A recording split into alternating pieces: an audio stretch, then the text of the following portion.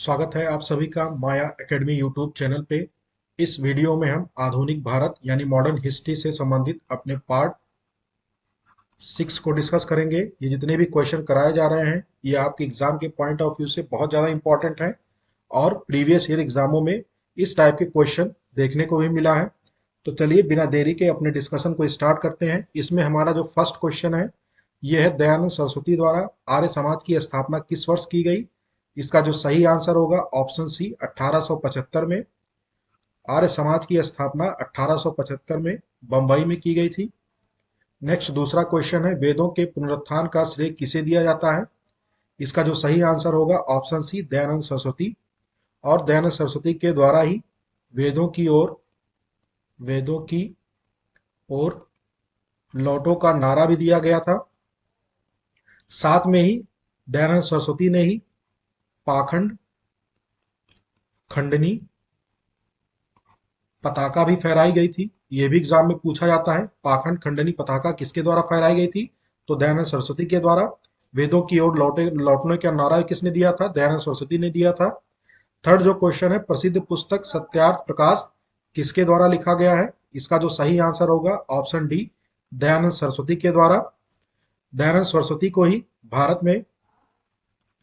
भारत का Martin Luther कहा जाता है। ये भी आप ध्यान रखिएगा, एग्जाम में पूछा गया है भारत का मार्टिन लूथर किसे कहा जाता है, तो दयानंद सरस्वती को।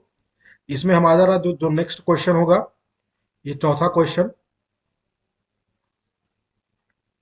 निम्नलिखित संगठनों में से किसने शुद्ध आंदोलन का समर्थन किया। ये मोस्ट इंपॉर्टेंट क्वेश्चन है।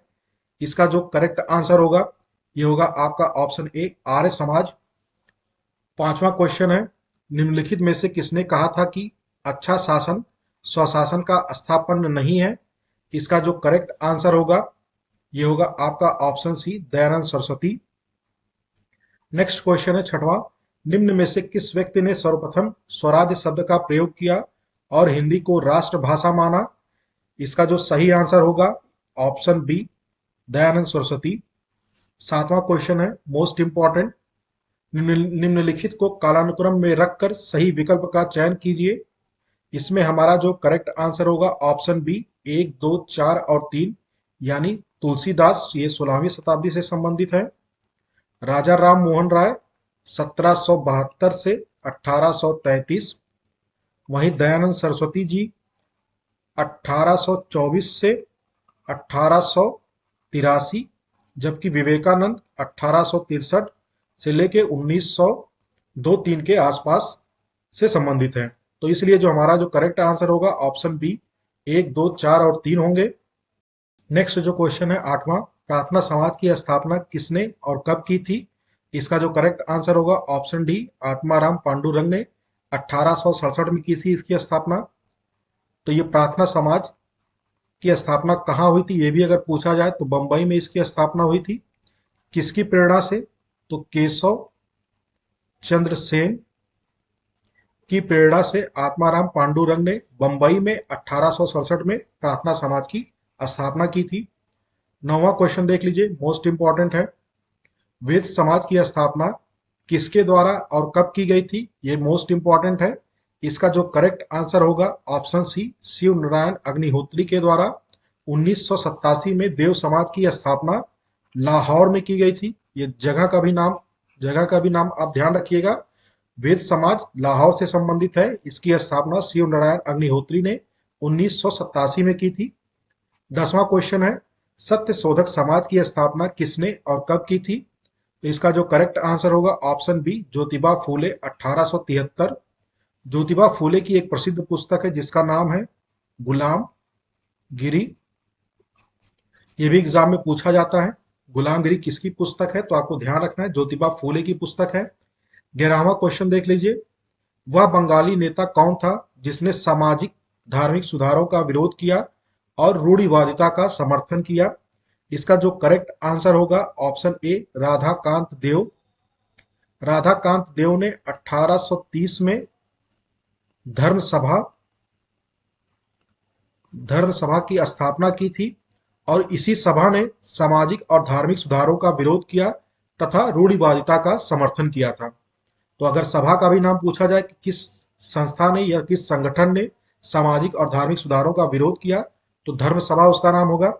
12वां क्वेश्चन है, निम्नलिखित में से किस सुधारक को लोक हितवादी कहा जाता है? ये मोस्ट इंपॉर्टेंट क्वेश्चन है, एग्जाम में पूछा गया है।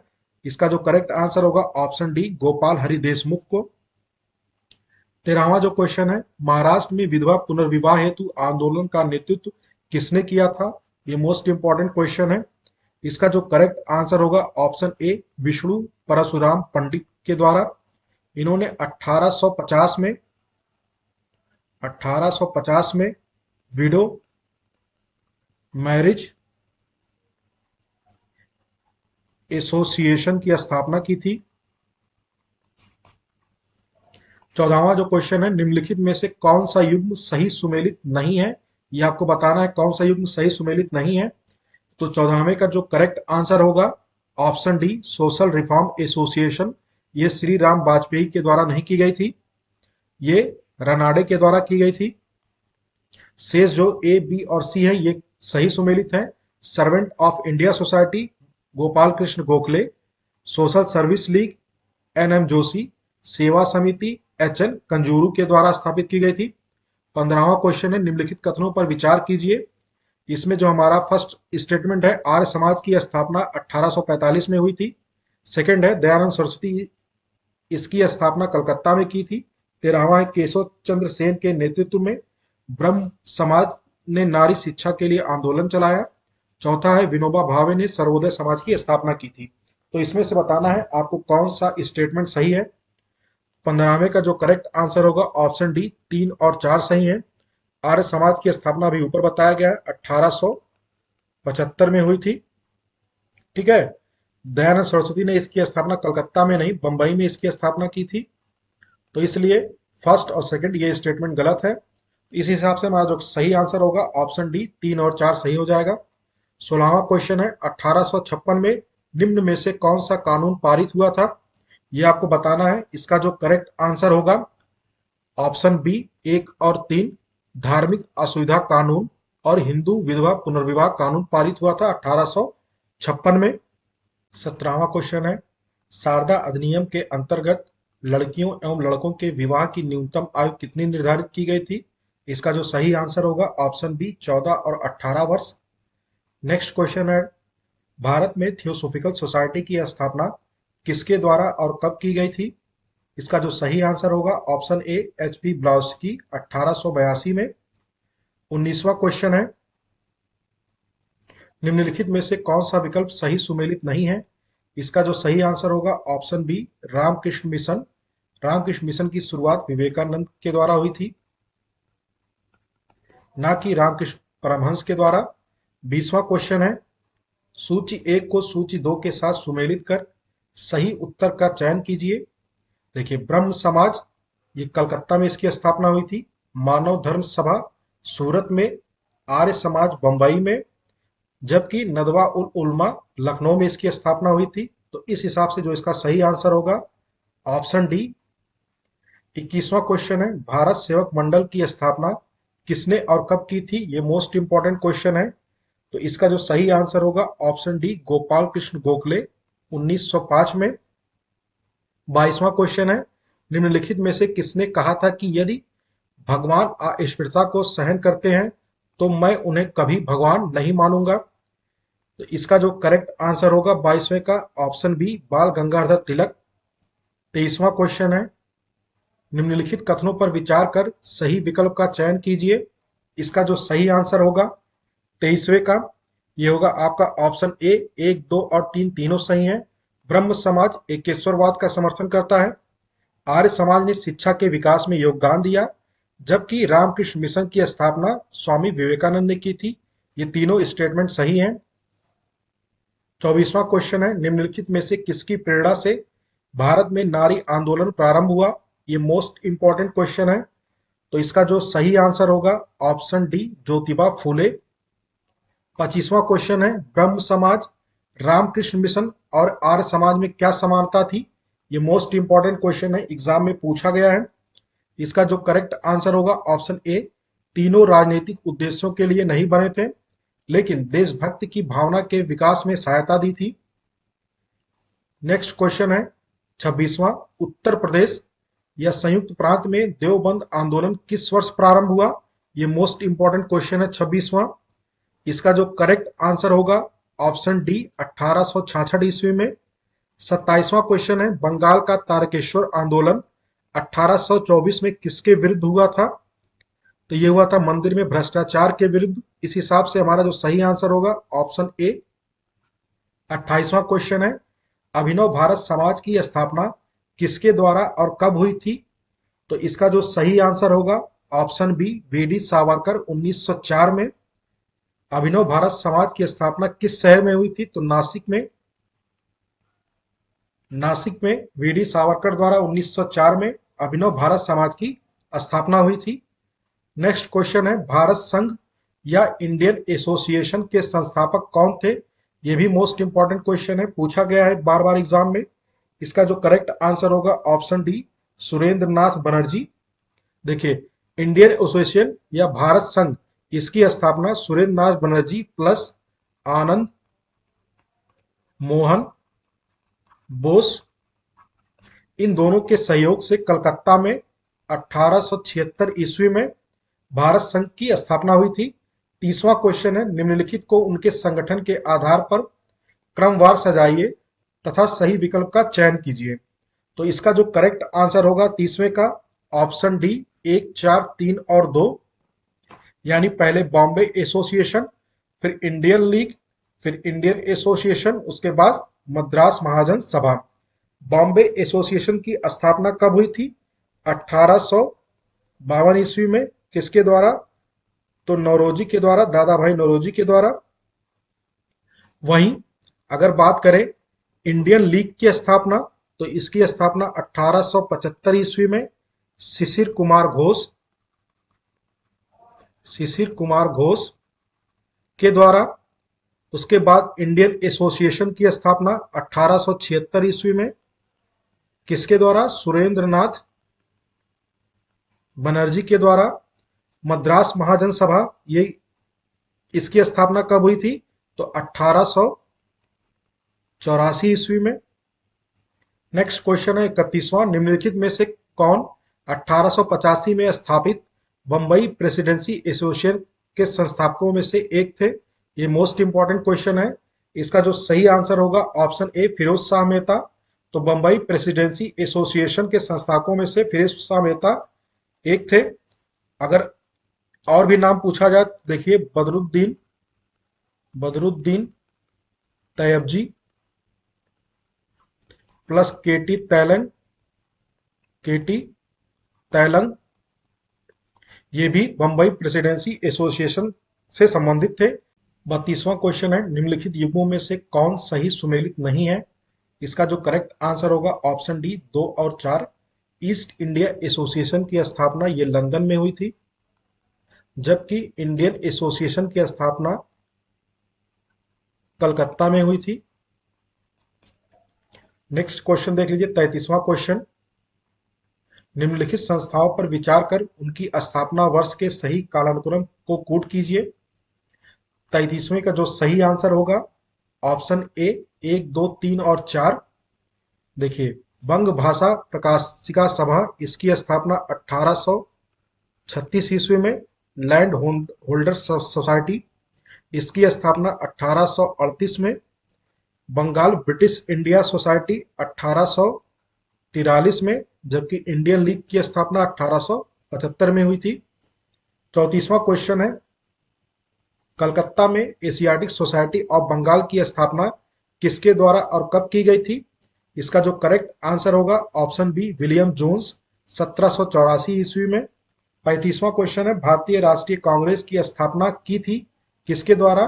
तो इसका जो सही आंसर होगा ऑप्शन ए ओ ह्यूम के द्वारा। 36वां क्वेश्चन है भारतीय राष्ट्रीय कांग्रेस का पहला अधिवेशन कहां और किसकी अध्यक्षता में हुआ था? इसका जो करेक्ट आंसर होगा 36वें का ऑप्शन सी, भारतीय राष्ट्रीय कांग्रेस का पहला अधिवेशन बंबई में। किसकी अध्यक्षता में? तो डब्ल्यू.सी. बनर्जी की अध्यक्षता में हुआ था। ये मोस्ट इंपॉर्टेंट क्वेश्चन है, एग्जाम में पूछा गया है कई बार। 37वां क्वेश्चन है भारतीय राष्ट्रीय कांग्रेस की स्थापना के समय भारत का वायसराय कौन था? ये भी मोस्ट इंपॉर्टेंट क्वेश्चन है।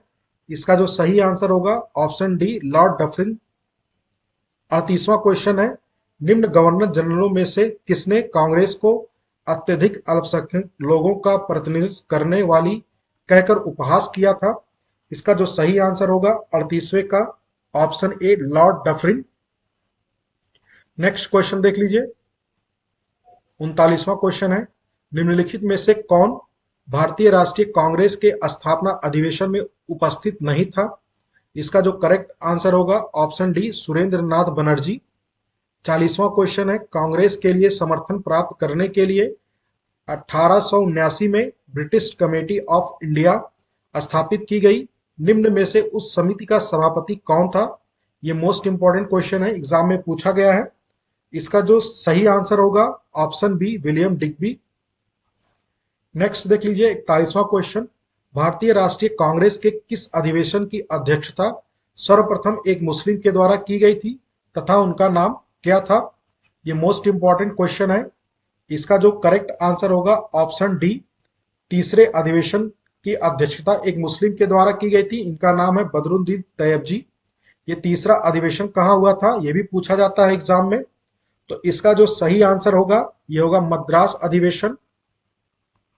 मद्रास अधिवेशन 1888 ईस्वी में।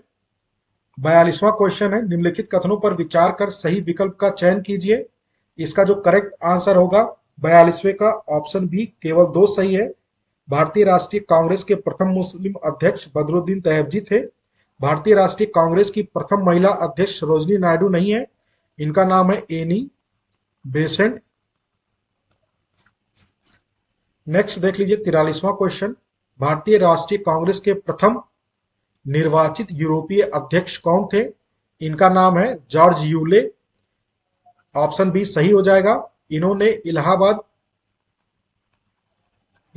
अधिवेशन में भारतीय राष्ट्रीय कांग्रेस के अध्यक्ष थे। 44वां क्वेश्चन है, निम्नलिखित में से किसे भारतीय राष्ट्रीय कांग्रेस का अध्यक्ष कभी नहीं चुना गया? इसका जो करेक्ट आंसर होगा ऑप्शन डी बाल गंगाधर तिलक को। 45वां क्वेश्चन देख लीजिए, मोस्ट इंपॉर्टेंट है, निम्नलिखित में से किस अधिवेशन के लिए कांग्रेस ने पहली बार एक महिला को अध्यक्ष चुना? ये मोस्ट इंपॉर्टेंट क्वेश्चन है 45वां। इसका जो करेक्ट आंसर होगा ऑप्शन ए कलकत्ता अधिवेशन 1917।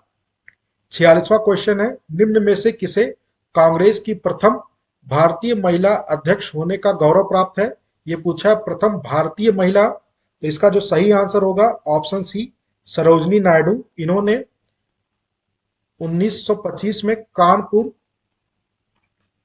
अधिवेशन की अध्यक्षता की थी।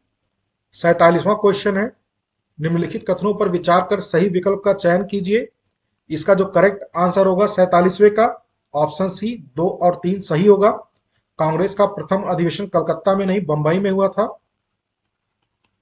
शेष दोनों विकल्प सही हैं। कांग्रेस का दूसरा अधिवेशन दादा भाई नौरोजी के अध्यक्षता में हुआ था। भारतीय राष्ट्रीय कांग्रेस और मुस्लिम लीग के बीच 1916 में लखनऊ समझौता हुआ था। 48वां क्वेश्चन है, भारतीय राष्ट्रीय कांग्रेस का 27वां अधिवेशन कहाँ हुआ था जिसमें ए ओ ह्यूम को कांग्रेस का पिता घोषित किया गया था या कहा गया था? ये मोस्ट इंपॉर्टेंट क्वेश्चन है आपके एग्जाम के पॉइंट ऑफ व्यू से। इसका जो करेक्ट आंसर होगा 48 का, ये होगा ऑप्शन डी बांकीपुर। 49वां क्वेश्चन है, निम्नलिखित में से कांग्रेस के किस अधिवेशन में बाल गंगाधर तिलक ने अभिव्यक्त किया कि स्वराज मेरा जन्मसिद्ध अधिकार है और मैं उसे लेकर रहूंगा? ये मोस्ट इंपॉर्टेंट क्वेश्चन है 49 एग्जाम के पॉइंट ऑफ व्यू से। इसका जो करेक्ट आंसर होगा ऑप्शन डी लखनऊ अधिवेशन 1916। कमेंट बॉक्स में बताना है कि लखनऊ अधिवेशन की अध्यक्षता किसने की थी। 50वां क्वेश्चन है, किसने कहा कि कांग्रेस ना तो लोगों द्वारा प्रेरित था ना ही यह उनके द्वारा सोचा या योजनाबद्ध किया गया था? यह भी मोस्ट इंपॉर्टेंट क्वेश्चन है। इसका जो सही आंसर होगा ऑप्शन डी लाला लाजपत राय ने कहा था। 51 है, निम्न में से किसने कहा कि कांग्रेस पतन के लिए लड़खड़ा रही है और मेरी सबसे बड़ी अभिलाषा जब तक मैं भारत में हूं कांग्रेस की शांतिपूर्ण समाप्ति में सहयोग करना है? ये मोस्ट इंपॉर्टेंट स्टेटमेंट है कांग्रेस से संबंधित। इसका जो करेक्ट आंसर होगा ऑप्शन बी लॉर्ड कर्जन ने कहा था। 52 क्वेश्चन है, भारत की स्वतंत्रता प्राप्ति के बाद किसने सुझाव दिया कि भारतीय राष्ट्रीय कांग्रेस को समाप्त कर दिया जाए? इसका जो सही आंसर होगा ऑप्शन सी महात्मा गांधी। नेक्स्ट क्वेश्चन देख लीजिए 53। किस अधिवेशन में कांग्रेस ने पहली बार भारतीय रियासतों के प्रति अपनी नीति घोषित की थी? ये भी मोस्ट इंपॉर्टेंट क्वेश्चन है। 53। इसका जो करेक्ट आंसर होगा ऑप्शन ए नागपुर अधिवेशन। 54 है, निम्नलिखित कथनों में से कौन से या कौन सा सत्य है? तो इसका जो करेक्ट आंसर होगा 54 का ऑप्शन सी एक और दो दोनों सही है। कांग्रेस के नागपुर अधिवेशन के पश्चात प्रांतीय कांग्रेस समितियों का गठन भाषाई आधार पर किया गया। 1948 में कांग्रेस ने भाषाई आधार पर प्रांतों के गठन की मांग को लेकर अस्वीकार कर दिया था। तो इस हिसाब से दोनों स्टेटमेंट करेक्ट हैं। 55 क्वेश्चन है, अखिल भारतीय हरिजन सेवक संघ की स्थापना किसके द्वारा और कब की गई थी? मोस्ट इंपॉर्टेंट क्वेश्चन है। तो इसका जो करेक्ट आंसर होगा ऑप्शन बी एम के गांधी 1932 में। 56वां क्वेश्चन है, भारतीय राष्ट्रीय कांग्रेस के अध्यक्ष को क्रमानुसार व्यवस्थित कर सही विकल्प का चयन कीजिए। तो इसका जो करेक्ट आंसर होगा ऑप्शन सी 1, 4, 2 और 3, यानी पहले महात्मा गांधी। इन्होंने कांग्रेस की अध्यक्षता 1924 में की थी, बेलगांव अधिवेशन। उसके बाद आता है सरोजनी नायडू। इन्होंने 1925 में कानपुर अधिवेशन की अध्यक्षता की थी। जवाहरलाल नेहरू ने 1929 में लाहौर अधिवेशन की अध्यक्षता की थी। वल्लभ भाई पटेल ने 1931 कराची अधिवेशन की अध्यक्षता की थी। तो इस हिसाब से हमारा जो करेक्ट आंसर होगा ऑप्शन सी 1, 4, 2 और 3। नेक्स्ट देख लेते हैं 57वां क्वेश्चन है, भारतीय राष्ट्रीय कांग्रेस की अध्यक्षता महात्मा गांधी द्वारा कहां और कब की गई थी? अभी ऊपर बताया गया है, बेलगांव अधिवेशन 1924।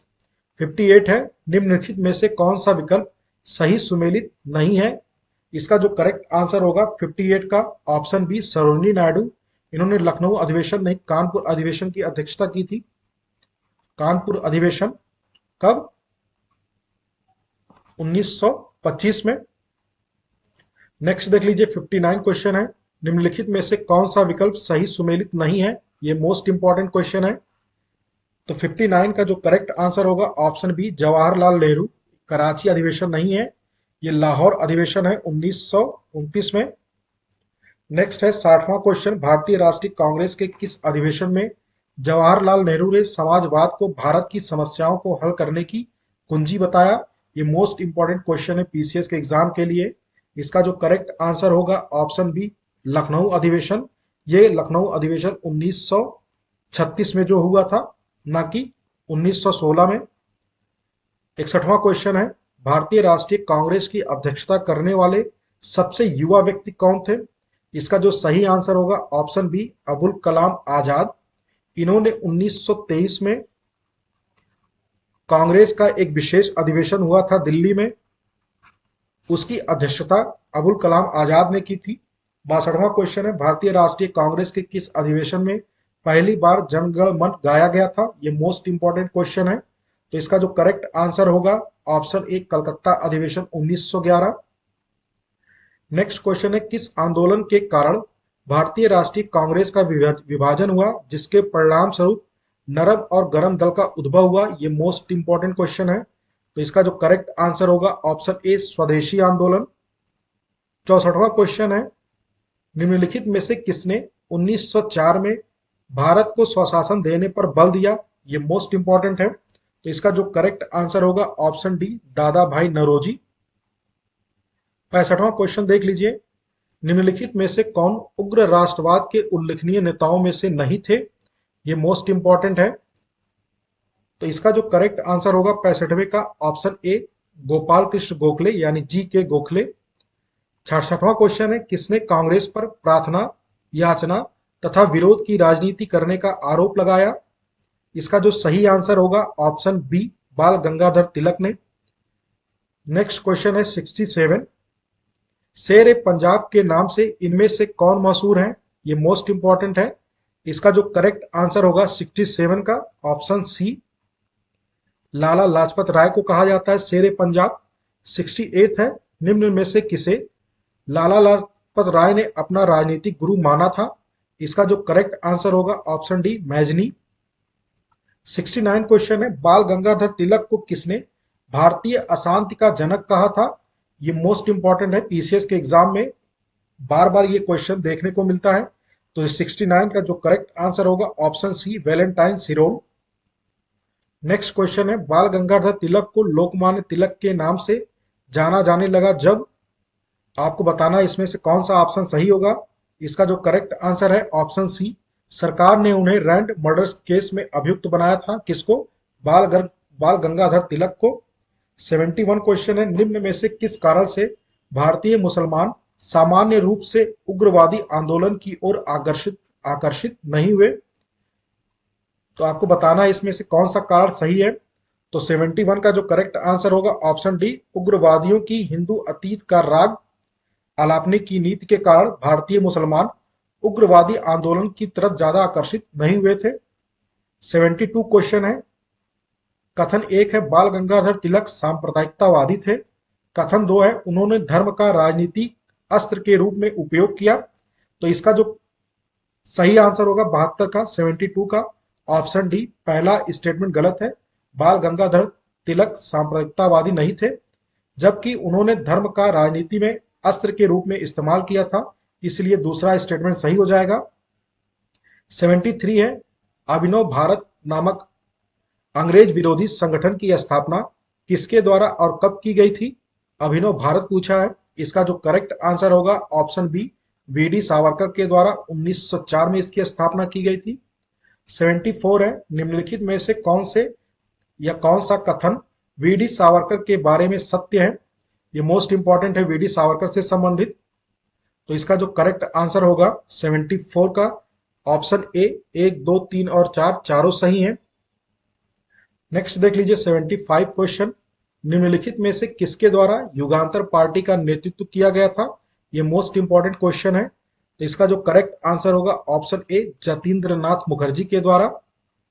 नेक्स्ट देख लीजिए 76 क्वेश्चन, बरिंद्र कुमार घोष के क्रियाकलापों ने एक गुप्त क्रांतिकारी संगठन को बंगाल में जन्म दिया, उसका नाम क्या था? 76, इसका जो करेक्ट आंसर होगा ऑप्शन ए, अनुशीलन समिति।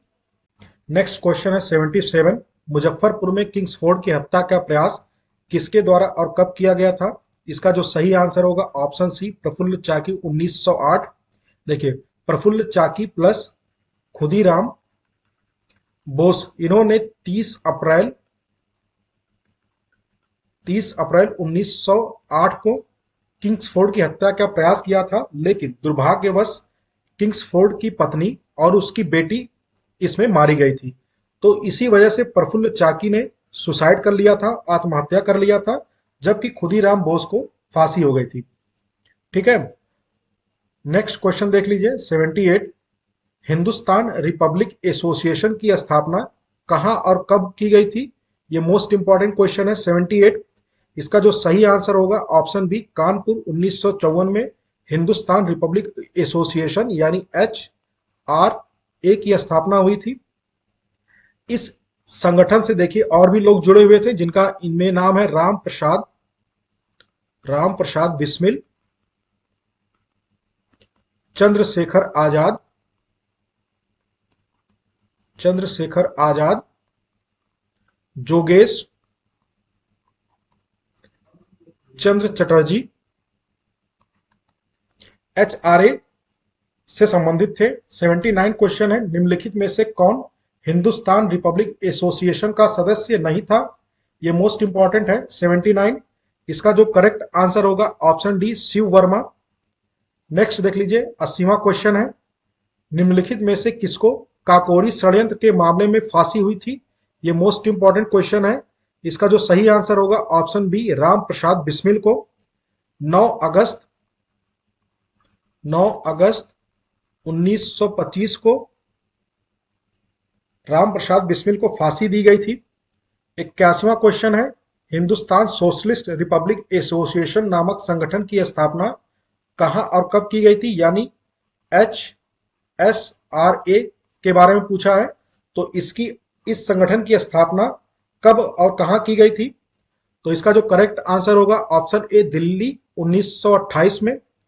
82वां क्वेश्चन है 8 अप्रैल 1929 को भगत सिंह और किसके द्वारा ब्रिटिश सरकार को सुनाने हेतु केंद्रीय असेंबली में बम फेंका गया था। ये मोस्ट इंपॉर्टेंट क्वेश्चन है और इतिहास की एक बहुत ही महत्वपूर्ण घटना है।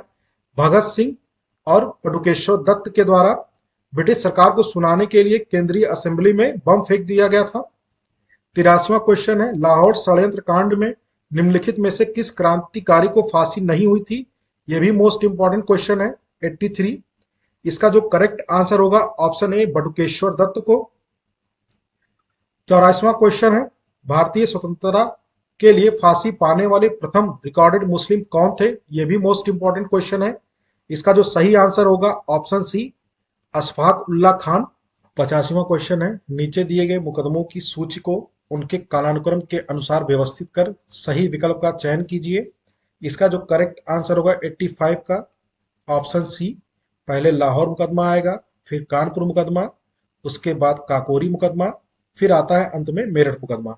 देखिए लाहौर मुकदमा कब हुआ था 1915 में, जबकि कानपुर मुकदमा 1924 में, काकोरी मुकदमा हुआ था 1925 में, मेरठ मुकदमा कब हुआ था 1929 में। नेक्स्ट है 86वां क्वेश्चन निम्नलिखित में से कौन सा सही सुमेलित नहीं है। ये बताना कौन सा सही सुमेलित नहीं है। इसका जो करेक्ट आंसर होगा ऑप्शन डी काकोड़ी षड्यंत्र कांड प्रकरण, या ये हुआ था 1925 में काकोड़ी षड्यंत्र। 87 क्वेश्चन है निम्नलिखित में से कौन सा युग्म सही सुमेलित नहीं है। ये भी देख लीजिए मोस्ट इंपॉर्टेंट क्वेश्चन है। पीसीएस के एग्जाम में इसी टाइप के क्वेश्चन पूछे जाते हैं। तो इसका जो 87 का करेक्ट आंसर होगा ये होगा ऑप्शन डी नासिक षड्यंत्र केस।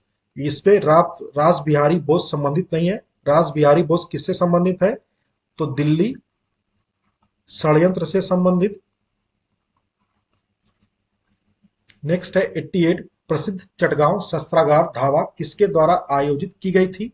ये भी मोस्ट इंपॉर्टेंट क्वेश्चन है, पूछा गया है पीसीएस के एग्जाम में। तो इसका जो करेक्ट आंसर होगा 88 का option B Surya Sen. Next देख लीजिए 89 क्वेश्चन है निम्नलिखित में से कौन सा युग्म सही सुमेलित नहीं है। ये मोस्ट इंपॉर्टेंट क्वेश्चन है। इसका जो सही आंसर होगा ऑप्शन डी स्वराज पार्टी। ये जवाहरलाल नेहरू स्वराज पार्टी से संबंधित नहीं थे। स्वराज पार्टी से संबंधित थे मोतीलाल नेहरू और चित्तरंजन दास। ये दोनों ही स्वराज पार्टी से संबंधित थे। 90वां क्वेश्चन है जेल में भूख हड़ताल के कारण किस स्वतंत्रता सेनानी की मृत्यु हुई थी।